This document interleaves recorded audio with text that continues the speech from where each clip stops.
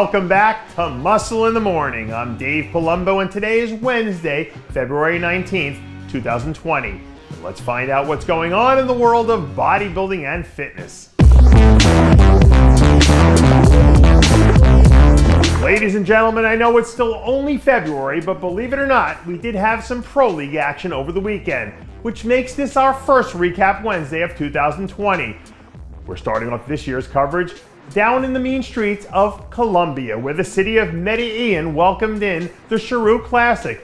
And in the Classic Physique division, the Dominican Republic's Fabiano Sylvain put together a solid performance to earn his first win of the season. In men's physique, the hometown fans got what they came for when local talent Yasser Fernando Shalabrandon had his name called as a first place finisher. And in bikini, we had a battle at the top between two top-level Olympia talents in Ellie Fernandez and Alicia Facian.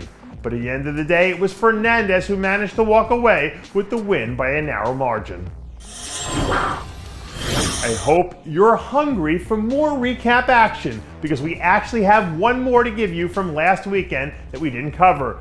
But recaps are like pizza. They're actually better as leftovers. So I know you'll enjoy a reheated dose of action from the Musclecontest Japan Pro Bikini that marked the official start of the contest season. The first win of the year went to Thailand's Nataya Kongan, who actually finished third in this contest a year ago. Second place went to Portugal's Beatriz Biscala as she edged out eventual third place finisher Ana Paula Baggio.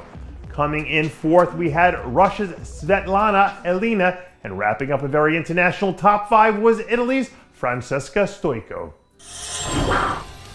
In case you missed it last week, we reported that Oksana Grishina's comeback encountered its first hurdle that came in the way of an injury to her knee. But after spending a weekend with Brad Rowe out at the original Mecca in Gold's Venice, the word on the street is that Oksana is almost as good as new.